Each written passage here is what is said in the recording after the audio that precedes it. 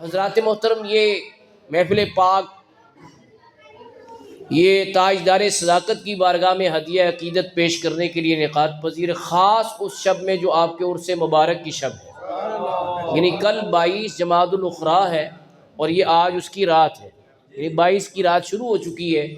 اور ما ثبت بالسنہ فی ایام السنہ میں شیخ عبدالحق محدث دہلوی رحمۃ اللہ علیہ آپ نے یہ لکھا ہے کہ جس دن کسی ہستی کا یوم وصال ہوتا ہے، اس دن جو ان کا ذکر کرتا ہے اس کو اس کا خاص فیض نصیب ہوتا ہے۔ تو عشرہ صدیق اکبر تو ماشاءاللہ جاری ہے نا، اور ابھی جاری رہے گا، لیکن آپ کی مسجد کو اور آپ کے احباب کو یہ شرف مل رہا ہے کہ خاص عرس صدیق اکبر کی شب یہ محفل انعقاد پذیر ہے۔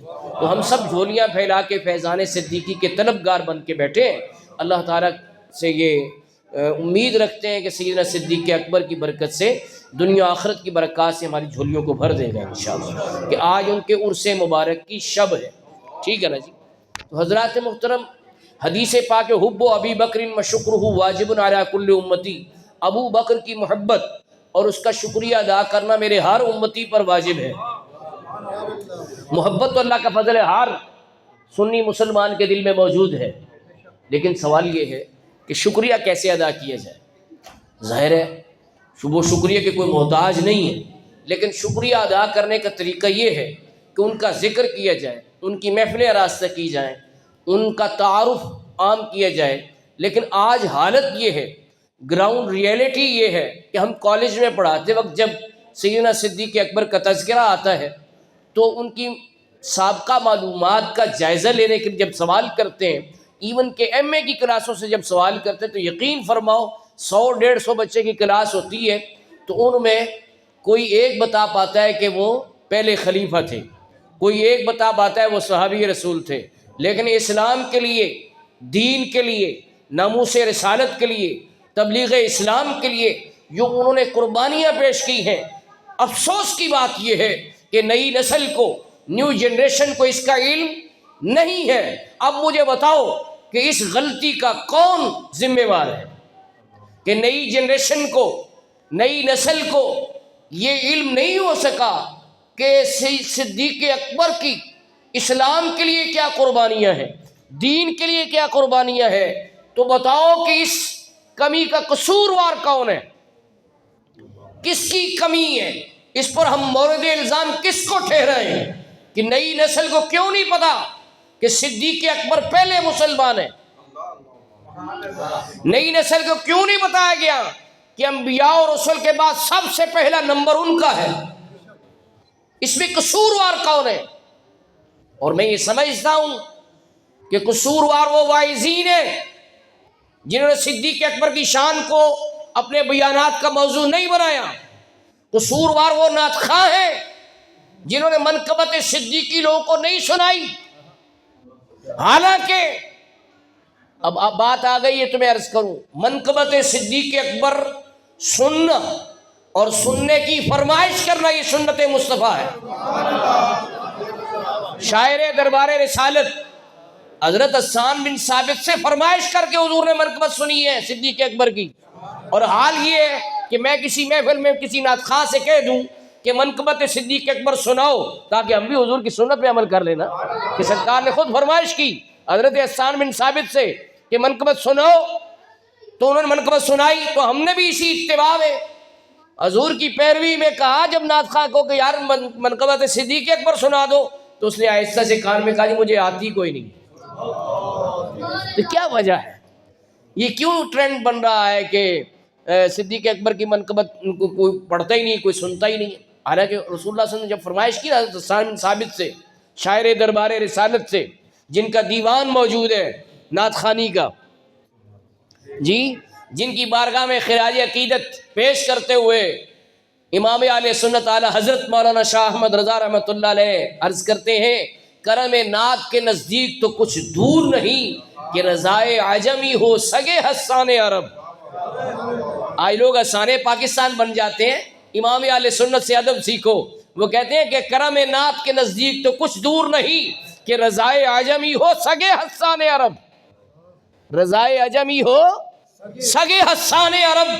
ہاں جی، وہ حضرت حسان بن ثابت جب رسول پاک نے فرمائش کی کہ حسان ذرا ابوبکر صدیق کی منقبت سناؤ، تو انہوں نے سنائی وثانی اثنین فی الغار المنیف وقد طاف العدو به صعد الجبل وكان حب رسول اللہ قد علموا من البریۃ لم يعدل به رجلا، کہ وہ ثانی اثنین دو میں سے دوسرے جب وہ بابرکت غار میں تھے اور کافر اس غار کے گرد چکر لگا رہے تھے، وہ رسول اللہ کے محبوب تھے، سب جانتے وہ رسول اللہ کے محبوب تھے اور مخلوق میں کوئی ان کے برابر کا نہیں ہے، لم یعدل بہ رجلا، کوئی ان کے برابر کا نہیں ہے۔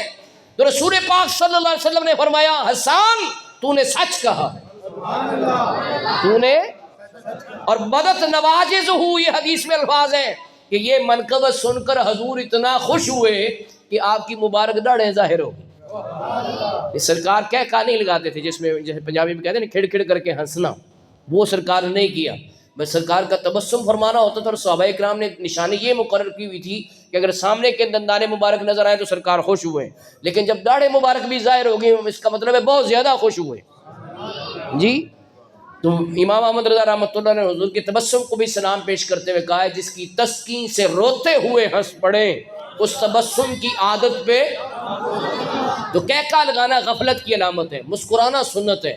یہاں تک کہ آج مہنگائی کا دور ہے، صدقے کے پیسے ہی نہیں ہوتے، صدقہ بلائیں ٹالتا ہے، فرمایا مسلمان بھائی سے مسکرا کے ملو یہ بھی صدقہ ہے، مسکرا کے ملو تو یہ بھی، اس میں تو کوئی روپیہ خرچی نہیں ہوتا ہے، مفت و مفتی صدقہ ادا ہو جاتا ہے۔ تو یہ کرنا چاہیے کہ جب کسی مسلمان بھائی کو ملے تو منہ بسور کر اور منہ ٹیڑھا کر کے نہیں ملنا چاہیے بلکہ مسکرا کر ملنا چاہیے، ٹھیک ہے نا جی۔ تو نبی پاک صلی اللہ علیہ وسلم اتنا خوش ہوئے کہ آپ مسکرائے اور آپ کی مبارک داڑھیں ظاہر ہو گئی، اور فرمایا حسان تو نے سچ کہا ہے، ابو بکر صدیق ایسے ہی ہیں کہ ان کے برابر کوئی اور وہ ثانی اثنین ہے، وہ ثانی اثنین ہے، جیسے قرآن پاک میں سورۃ توبہ میں اللہ تعالیٰ نے ذکر فرمایا ہے، ارشاد ربانی ہے اِذْ أَخْرَجَهُ الَّذِينَ كَفَرُوا ثَانِيَ اثْنَيْنِ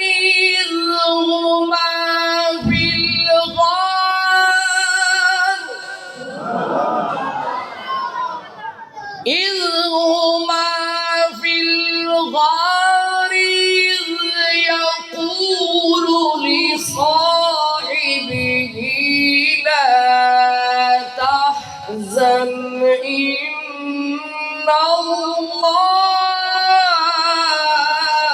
مَعَنَا۔ دو میں سے دوسرے جب وہ دونوں غار میں تھے تو وہ اپنے صحابی سے کہتے تھے غم نہ کرو اللہ ہمارے ساتھ ہے۔ حضرت موسیٰ علیہ السلام نے بنی اسرائیل کو تسلی دیتے ہوئے کہا تھا ان معی ربی، رب میرے ساتھ ہے، رب، اور ابو بکر صدیق کو تسلی دیتے ہوئے نبی پاک صلی اللہ علیہ وسلم فرمایا رب،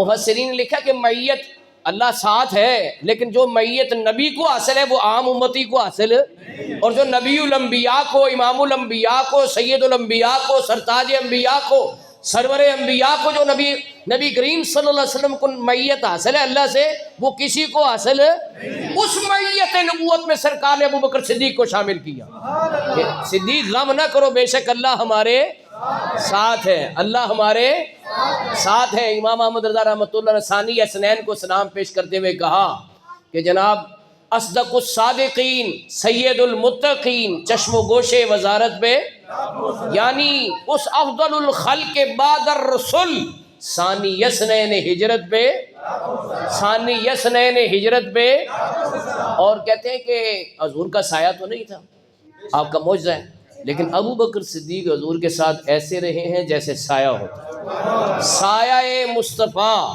مایہ اصطفیٰ، عز و ناز خلافت میں۔ اور اگلی بات ذرا سننا، کہتے ہیں خاص اس سابق سیر قرب خدا، سیر اللہ ہوتی ہے، سیر فی اللہ ہوتی ہے، سیر من اللہ ہوتی ہے، یہ تصوف کی اصطلاحیں ہیں۔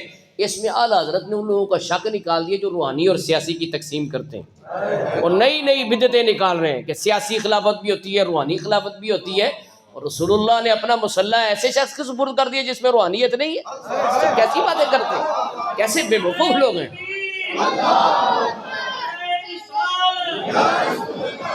امام احمد رضا رحمۃ اللہ علیہ کی دوربین نظر دیکھو، یہی تو مجدد کا کام ہوتا ہے، وہ دور تک دیکھتا ہے۔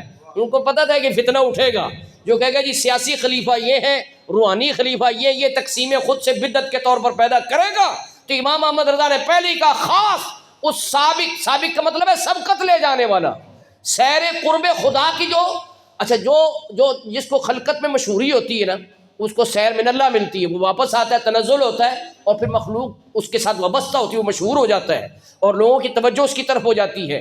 لیکن سیر اللہ کی طرف جو چلتا چلا جاتا ہے، امام احمد رضا نے مثال دی ہے اس کی۔ مثال یہ ہے کہ دیکھو امام حسن، ان کا کوئی سلسلہ طریقت نہیں چلا، سلسلہ طریقت امام حسین سے چلتے ہیں جی، لیکن امام حسن کا رتبہ زیادہ ہے۔ یہ اعلیٰ حضرت نے لکھا ہے کہ امام حسن کا رتبہ زیادہ ہے، وہ بڑے بھائی بھی ہیں، رتبے میں بھی بڑے ہیں، لیکن سلاسل طریقت ان سے نہیں چلے۔ اس کا کیا مطلب ہے کہ روحانیت نہیں ان میں؟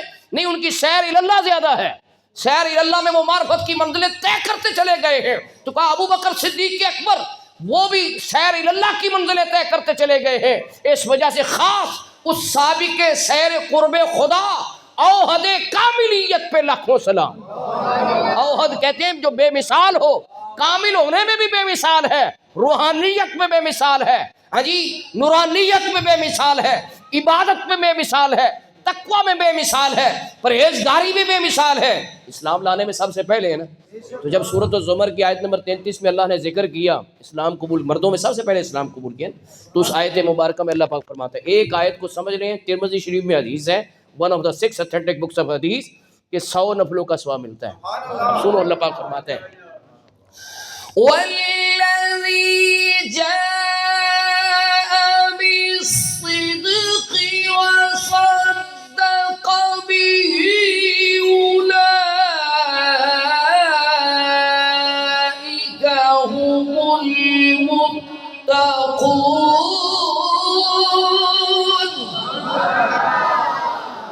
وہ جو سچ لے کر تشریف لائے اور جس نے اس سچ کی تصدیق کی، یہی وہ لوگ ہیں جو پرہیزگار ہیں۔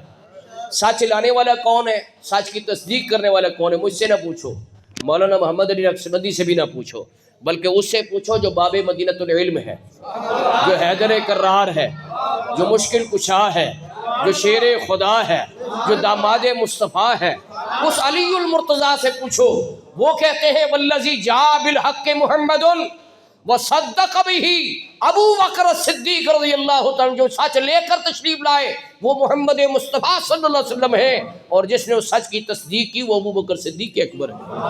غور کیجئے، اولئک هم المتقون، یہ نہیں کہ حضور علیحدہ متقی ہیں، ابو بکر صدیق علیحدہ مکانی، یہی وہ لوگ ہیں جو پرہیزگار، ان کو اکٹھا ذکر کیا، یعنی تقوی کی جو صرف نبی پاک صلی اللہ علیہ وسلم، عرض کر رہا ہوں کہ محفوظیت ابو بکر صدیق کو اس کے فیض سے حاصل ہوئی، اور اس کی کیفیت یہ ہے کہ ابھی اسلام نے بعد میں بتانا ہے کہ شراب پینا حرام ہے، لیکن 38 سال کی عمر میں آپ نے اسلام قبول کیا، 38 ایئرز آپ نے کبھی بھی شراب کو منہ نہیں لگایا۔ یہ تقوی ہے نا، یہ ابھی اسلام نے بعد میں بتانا ہے کہ بدکاری حرام ہے، اور جو کوارا بدکار ہوگا اس کو 100 کوڑے لگیں گے، جو شادی شدہ زنا کرے گا اس کو سنگ سار کیا جائے گا، یعنی پتھر مار مار کر اسے مار دیا جائے گا۔ ابھی اسلام نے بعد میں بتانا ہے۔ ابو بکر صدیق کے پر 38 ایئرز کی عمر تک کبھی بھی زناکاری کے قریب نہیں پڑتے۔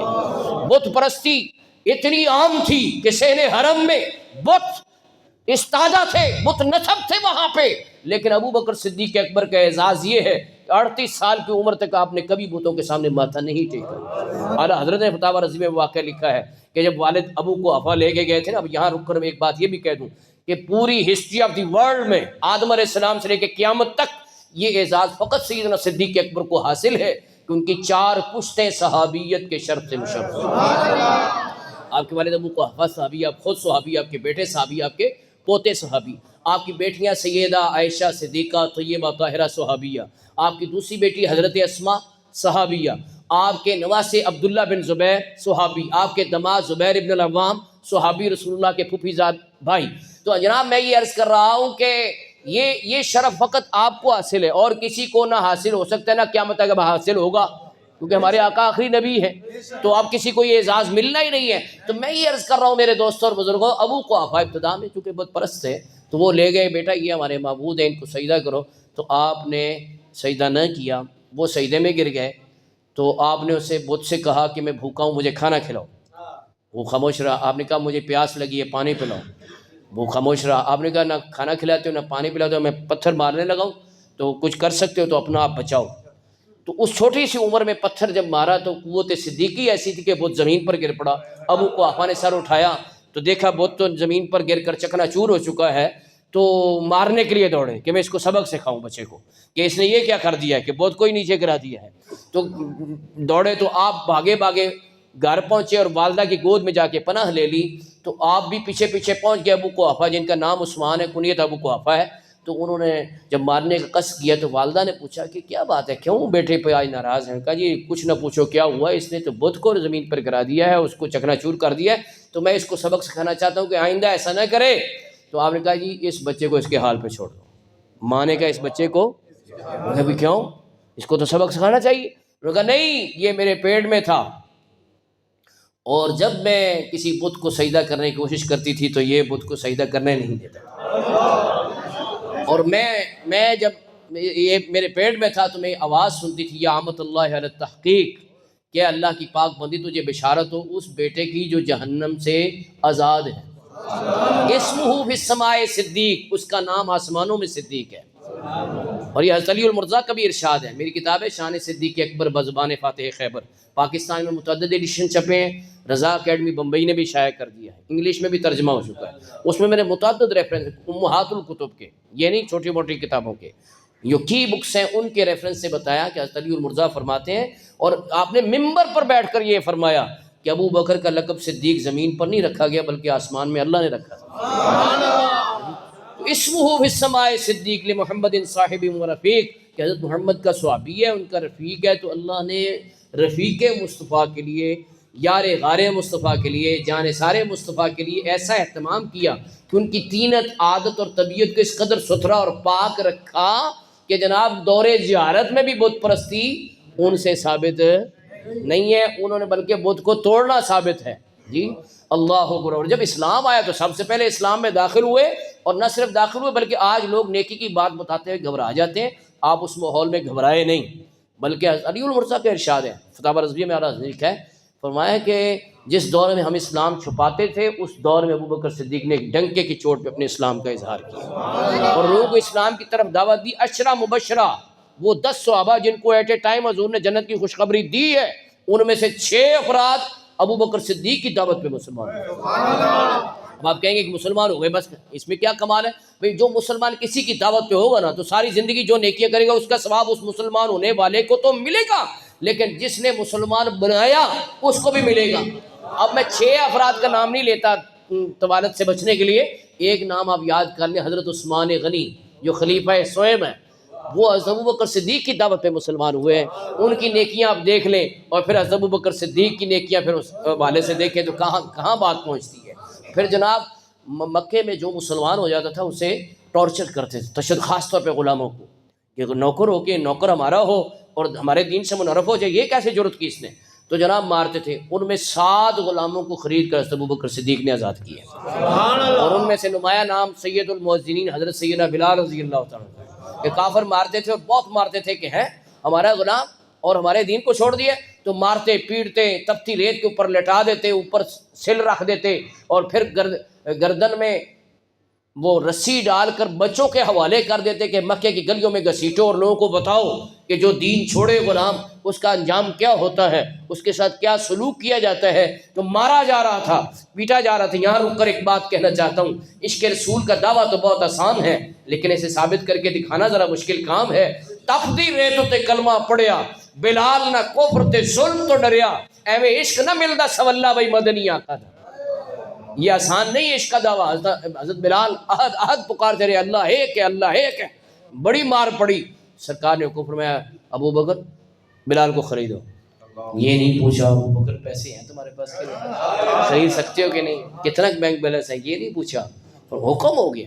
اسی لیے حدیثوں میں لکھا ہے کہ سرکار حضرت ابوبکر صدیق کے مال میں یوں تصرف فرماتے تھے جیسے اپنا مال ہوتا ہے، اور یہ بھی حدیث ہے کہ فرمایا کسی کے مال نے مجھے اتنا نفع نہیں دیا جتنا نفع ابوبکر کے مال نے دیا۔ اور شرح معانی الاثار میں اس قدر زائد ہے اس حدیث پر کہ سرکار کی بارگاہ سے جب یہ فرمان سنا ابوبکر صدیق رو پڑے اور عرض کی حل انا و مالک الا لک یا رسول اللہ، کہ میں اور میرا مال سب کچھ آپ کا ہے، میں بھی اور میرا مال بھی سب کچھ آپ کا ہے۔ اس لیے سرکار دو عالم صلی اللہ علیہ وسلم نے فرمایا تھا کہ جس نے بھی مجھ پہ کوئی احسان کیا میں نے سب کا بدلہ دے دیا سوائے ابوبکر صدیق کے، اس کے احسانوں کا صلہ اللہ قیامت والے دن خود عطا فرمائے گا۔ تو کون حضرت ابوبکر صدیق کا حق ادا کر سکتے ہیں؟ لیکن افسوس کی بات یہ ہے کہ جناب کسی کو حضرت ابوبکر صدیق کی قربانیوں کا پتہ ہی۔ تو میرے دوستوں اور بزرگوں، میں یہ عرض کر رہا تھا کہ حضرت بلال کو آپ نے خرید کر جب آزاد کیا انہوں نے منہ مانگی قیمت مانگی تھی، جو کہ ایک روایت کے مطابق 26 اور دوسری روایت کے مطابق 32 تولے سونا بنتا ہے۔ تولے سونے کا ریٹ کیا چل رہا ہے؟ 2,70,000 چل رہا ہے، چلو 2 لاکھ اگر کرو تو یہ 64 لاکھ تو یہ بن گیا نا جی۔ تو آپ نے وہ منہ مانگی قیمت امیہ بن خلف کے حوالے کر دی۔ انہوں نے اتنی قیمت زیادہ اس لیے مانگی تھی کہ یہ تو ہمارے بچوں کی کھیل بنی ہوئی ہے کہ گھسیٹتے پھرتے ہیں، اس کو نشان عبرت بنا رہے ہیں، تو یہ کھیل ختم نہیں ہونا چاہیے، اس لیے منہ مانگی قیمت مانگی کہ نہ قیمت اتنی ہوگی نہ ابوبکر خرید پائے گا۔ لیکن آپ نے کوئی بہوتاؤ نہیں کیا، کوئی مول تول نہیں کیا، کوئی بارگیننگ نہیں کی، بلکہ وہ سونا ان کے سپرد کر کے بلال کا ہاتھ پکڑا اور بارگاہ رسالت میں پیش کر دیا۔ اپنی نوکری میں بھی نہیں رکھا، یہ بھی ریلیف ہو سکتا تھا کہ کہتے کہ امیہ کی غلامی سے چھوٹ گئے ہو، اب میرے گھر کے کام کرو، میری نوکری کرو، میں نے تمہیں خریدا ہے، اب میرے گھر کے، تو بڑا ریلیف ہونا تھا، بڑی سہولت مل جانی تھی، لیکن انہوں نے اپنے پاس بھی نہیں رکھا بلکہ خرید کر آزاد کر دیا۔ اس پر مکے کے ماحول میں وسپرنگ شروع ہو گئی، چہمے گوئیاں شروع ہو گئی، کیونکہ کافر ہوتے ہی نیگیٹو مائنڈ کے ہیں، منفی سوچ کافروں کی ہوتی ہے۔ انہوں نے بجائے اپریشیٹ کرنے کے الٹا یہ باتیں کرنا شروع کر گئے ہیں، ایسے بھی کوئی ہو سکتا ہے کہ حبشی غلام اور منہ مانگی قیمت پر کوئی کہے ابو بکر تو بڑا ماہر بزنس مین تھا، یہ تو بڑا زبردست کاروباری ہے، لیکن اس نے اتنی غفلت کی ہے کہ منہ مانگی دام جو ایک حبشی غلام کے دے دیے ہیں۔ ہاں جی، دوسرے کو کہ نہیں بلال کا کوئی احسان ہوگا ابو بکر پہ، جس کا صلہ دینے کے لیے ابو بکر نے منہ مانگی قیمت پر خرید کر اپنے پاس بھی نہیں رکھا بلکہ آزاد کر دیا ہے۔ تو بھئی احسان کا بدلہ دینا بھی تو ایک بڑی اچھی بات ہے، خاندانی بندے کی نشانی ہوتی ہے احسان کے کرے تو اس کا صلہ دے، وگرنہ تو حضرت علی المرتضیٰ شیر خدا فرماتے ہیں جس پر احسان کرو اس کے شر سے بچو، کہ وہ الٹیاں چالا، میاں محمد صاحب کہتے ہیں پٹھیاں چالا چل دیں، تو ایسے بھی تو لوگ ہوتے ہیں پٹھیاں چالا چلنی شروع کر دیتے ہیں۔ تو یہ تو بڑی بات تھی، لیکن اصل بات کیا ہے؟ وہ بھی اسپرنگ کر رہے تھے، چیمے گوئیاں کر رہے تھے کہ جناب انہوں نے کوئی احسان کا بدلہ دینے کے لیے بلال کو خرید کر آزاد کر دیا ہے۔ رومی غلام مہنگا ہوتا ہے، حبشی غلام تو سستا ہوتا ہے، لیکن انہوں نے منہ مانگی قیمت دے دی ہے اور کوئی مول تول بھی نہیں کیا، کوئی قیمت کم کرانے کی بھی کوشش نہیں کی، جو مانگا وہ دے دیا۔ لگتا ہے کہ احسان کا بدلہ اتارنے کے لیے ابوبکر نے ایسا کیا، وگرنہ کوئی ایسے کار نہیں سکتا۔ لیکن اللہ تعالیٰ نے سورۃ اللیل کی 1 نہیں 2 نہیں 3 نہیں پوری 5 آیات میں حضرت ابوبکر صدیق کی نیکی کے اخلاص کی گواہی دی۔ اچھا، یہاں رک کر ایک بات کہنا چاہتا ہوں، سورۃ اللیل میں حضرت ابوبکر صدیق پر جو تان کیا تھا کافروں نے، اس کا جواب ہے، اور سورۃ الضحیٰ میں حضور اکرم صلی اللہ علیہ وسلم پہ جو کافروں نے تان کیا تھا کہ اللہ نے ان کو چھوڑ دیا ہے، اس کا جواب ما ودعک ربک وما قلی، جی اس کا جواب ہے۔ اور ابھی آپ سنیں گے کہ سورۃ اللیل میں حضرت ابوبکر صدیق کے راضی ہونے کا ذکر ہے، اور سورۃ الضحیٰ جو متصل سورت ہے اس میں ولا سوف یعطیک ربک فترضی، ان قریب حبیب آپ کو آپ کا رب اتنا دے گا کہ آپ راضی ہو جائیں گے۔ دونوں صورتیں متصل ہیں جیسے دونوں یار متصل ہیں۔ اللہ نے اہتمام بھی ایسا کیا کہ لڑکپن میں ساتھ رکھا، وہ میں نے شعر پڑھا تھا نا، سایہ مصطفیٰ مایا اصطفیٰ، عز و ناز خلافت پہ بچپن میں ساتھ، لڑکپن میں ساتھ، جوانی میں ساتھ، بڑھاپے میں ساتھ، مکے میں ساتھ، مدینے میں ساتھ، سفر میں ساتھ، حضر میں ساتھ، جنگ میں ساتھ، امن میں ساتھ، غار میں ساتھ اور مزار میں بھی ساتھ۔ ایسے سرکار محفل میں تشریف لائے۔ حضرت ابوبکر صدیق کا ہاتھ آپ کے دائیں دستے مبارک، حضرت عمر کا بائیں میں، تو صحابہ دیکھ کر بڑے خوش ہوئے کہ سبحان اللہ کیا نظارہ ہے کہ دونوں یار سرکار کے ساتھ ہیں۔ تو سرکار نے یہ فرما کر اور خوش کر دیا، ہاکذا نبعث یوم القیامہ، قیامت والے دن بھی ہم اسی طرح آئیں گے۔ دائیں دستے مبارک میں ابوبکر صدیق کا ہاتھ ہوگا، بائیں میں حضرت عمر فاروق اعظم، ان کے تو نام ہی، یہ بھی مناسبت ہو گئی۔ تو حضرات میں یہ عرض کر رہا ہوں میرے دوستوں اور بزرگوں کہ اللہ نے جو شانیں بیان کی وہ بھی متصل صورتوں میں ہے۔ سورۃ اللیل میں ابوبکر صدیق کی شان ہے، سورۃ الضحیٰ میں نبی پاک کی شان ہے، تو دونوں صورتیں بھی متصل ہیں 30ویں پارے میں۔ اب سنو، ایک آیت پر کتنے نفلوں کا ثواب ملتا ہے؟ 100 کا نا، تو میں تو 5 پڑھنے لگا ہوں۔ تو بھئی ہماری تقریر ایسی ہوتی ہے، یا قرآن ہوتا ہے یا نبی کا فرمان ہوتا ہے، ٹھیک ہے نا؟ تو اس لیے ذرا توجہ کرو، اللہ پاک فرماتا ہے وَسَيُجَنَّبُهَا الْأَتْقَى، جہنم سے دور رکھا جائے گا سب سے بڑا پرہیزگار۔ اتقا، سب سے بڑا۔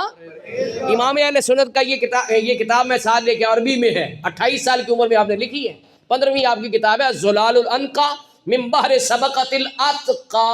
یہ ایک لفظ کی تفسیر میں یہ پوری عربی میں کتاب ہے، عربی زبان میں، یہ دیکھو، اور 28 سال کی عمر میں لکھی ہے۔ اور کمال ایسے کیا کہ جو حدیثیں لکھی ہیں اپنے اساتذہ سے متصل سند کے ساتھ لکھی ہیں۔ یہ جو ابھی میں نے آپ کو حدیث سنائی ہے کہ جو نفع مجھے ابو بکر کے مال نے دیے کسی کے مال نے نہیں دیا، یہ آپ نے 22 سند اپنی متصل شیخ عبد الرحمن سراج کے ذریعے جو سند ہے، مکہ شریف میں آپ کے شیخ ہیں سند اجازت ان سے لی، مولانا عبد الرحمن سراج، ان کی سے متصل سند سے 22 واسطوں سے آپ نے اس میں بیان کی ہے۔ محدثانہ طریق پر یہ کتاب ہے، یہ پڑھنی چاہیے کتاب۔ ایک لفظ کی تفسیر میں جو پوری عربی کتاب لکھ دے 28 سال کی عمر میں، تو اس کے تفسیر قرآن کی مہارت کا کیا عالم ہوگا۔ آج کل لوگ نقل مار کے تفسیریں لکھ دیتے ہیں، ادھر ادھر کی پکڑی اور کہا جی ہم بھی مفسر قرآن ہے، چاہے عربی کی ایک عبارت نہ پڑھ سکیں تو مفسر قرآن بن جاتے ہیں۔ یہ امام اہل سنت ہیں اتقا کی تفسیر میں۔ اور ڈاکٹر اشفاق صاحب نے اس کی جناب ایڈٹ کر کے پنجاب یونیورسٹی سے PhD کی ڈگری لی ہے۔ اب اس کے نیچے جو حواشی ہیں وہ سارے انہوں نے ایڈٹ کیے ہیں، یہ نیچے جو ہیں عربی میں۔ تو یہ میں نے آپ کو زیارت کے لیے لے کے آیا ہوں کہ یہ کوئی زبانی کلامی بات نہیں ہے، بلکہ چھپی ہوئی ہے، پنجاب یونیورسٹی پہ PhD کی ڈگری دے رہی ہے، کتاب ایسی ہے، اس میں آپ نے یہ اتقا کی تفسیر بیان کی۔ لیکن ابھی میں تو آپ کو سادی سادی باتیں سنا رہا ہوں نا۔ وَسَيُجَنَّبُهَا الْأَتْقَى، جہنم سے دور رکھا جائے گا سب سے بڑا پرہیزگار۔ اس لیے امام احمد رضا جب سلام پیش کریں تو لفظ کیا چنے؟ سبحان اللہ۔ موتی پرو دیے کہ نہیں؟ اعلیٰ حضرت جاری رہے گا۔ تو حضرات لفظ وہ چنے کہ اصدق الصادقین سید المتقین، پرہیزگاروں کا سردار، پرہیزگاروں کا۔ اور اسی اتقا سے آپ کا پہلا نمبر بھی پتہ چل رہا ہے کہ نبیوں اور رسولوں کے بعد سب سے پہلا نمبر کس کا ہے؟ صدیق اکبر کا ہے۔ کیسے؟ سورۃ الحجرات میں اللہ فرماتا ہے ان اکرمکم عند اللہ اتقاکم، تم میں سے اللہ کے نزدیک سب سے زیادہ عزت والا وہ ہے جو اتقا ہے۔ جو کیا ہے؟ ذرا سارے بولو ہاں۔ قرآن پاک کا لفظ ہے، ہر حرف پر 10 نیکیاں مل جائیں گی آپ کو، الف تا قاف یا 4 حرف ہو گئے 40 نیکیاں مل جائیں گی، بولو ذرا۔ جو تم میں سے اتقا ہے وہ اللہ کے نزدیک سب سے زیادہ عزت والے۔ اعلیٰ حضرت نے یہ بھی ثابت کیا ہے اس میں کہ اس لفظ سے آپ کی انبیاء اور رسل کے بعد سب سے افضلیت شمار ہو رہی ہے کہ ان اکرمکم عند اللہ، تم میں سے اللہ کے نزدیک سب سے زیادہ عزت والا وہ ہے جو سب سے زیادہ پرہیزگار ہے، جو سب سے زیادہ۔ اور سب سے زیادہ پرہیزگار کون ہے؟ صدیق اکبر۔ تو جو اللہ کا سب سے زیادہ قریبی ہے وہی سب سے زیادہ رتبے والا ہے۔ تو یہ ثابت ہو گیا کہ انبیاء اور رسول کے بعد سب سے افضل کون ہے۔ تو یہ بات کہیں رہ نہ جائے، میں ابھی آپ کو بتا دوں، اور میں نے اپنی کتاب میں بھی متعدد حوالوں سے لکھا، اور امام ذہبی کہتے ہیں تواتر کے ساتھ آپ سے منقول ہے۔ حضرت علی المرتضیٰ شیر خدا باب مدینۃ العلم سے ممبر پر بیٹھ کے فرماتے تھے لا اجد احدا فضلنی علی ابی بکر و عمر الا جلدتہ حد المفتری، کہ میں کسی کو نہ پاؤں کہ مجھے ابو بکر و عمر سے افضل کہے۔ کیوں؟ جو افضل کہے گا میں اسے 80 کوڑے ماروں گا، مفتری کی حد لگاؤں گا۔ مفتری کی حد ہوتی ہے 80 کوڑے، فرمایا میں اسے 80 کوڑے ماروں گا۔ حضرت علی اس سے راضی۔ تو یہ قوالوں سے عقیدے نہیں لیتے، قوال کہتے ہیں علی دا پہلا نمبر، قرآن و سنت کہہ رہے ہیں ابو بکر کا پہلا۔ حضرت علی بھی اس پہ سخت ناراض ہے جو اس نمبر کو چھیڑے گا، جو تفضیلی بنے گا، جو رافضی بنے گا، حضرت علی سے درے پڑیں گے، اس کو شاباش نہیں ملنی، 80 کوڑے مارنے۔ اس لیے جب میں نے یہ اپنی کتاب میں لفظ کوٹ کیا نا، یہ ارشاد کوٹ کیا، تو میں نے اس کا عنوان رکھا ضرب حیدری، گستاخان صدیق اکبر پر ضرب حیدری۔ حضرت جامع المعقول والمنقول علامہ پیر سائیں غلام رسول قاسمی صاحب کی کتاب ضرب حیدری بعد میں آئی تھی، اور یہ خدائے قدرت ہے کہ ہمیں یہ شرف پہلے ملا کہ جہاں آپ کے یہ ارشادات میں نے کوٹ کیے تو اس چیپٹر کا نام رکھا گستاخان صدیق اکبر پر ضرب حیدری. تو مولانا حسن رضا خان صاحب کہتے ہیں علی ہے اس کے دشمن اور وہ دشمن علی کا ہے. علی ہے اس کے دشمن اور وہ دشمن علی کا ہے. جو دشمن عقل کا دشمن ہوا صدیق اکبر کا. علی کا بھی دشمن ہے، عقل کا بھی دشمن ہے. عقل سے ہی کام لے لے بیوقوفا. اگر تجھے حوالے سمجھ نہیں آئے، دلیلیں سمجھ نہیں آئی، عقل سے کام لے لے کہ جس پہ علی ناراض ہو رہے ہیں تو وہ کام کیوں کرتا ہے؟ مصنف عبدالرزاق والے جو محدث عبدالرزاق ہے کہتے ہیں مجھے کیا ہوا ہے کہ میں علی سے محبت کروں، علی کا خلاف بھی کروں. ان کا جو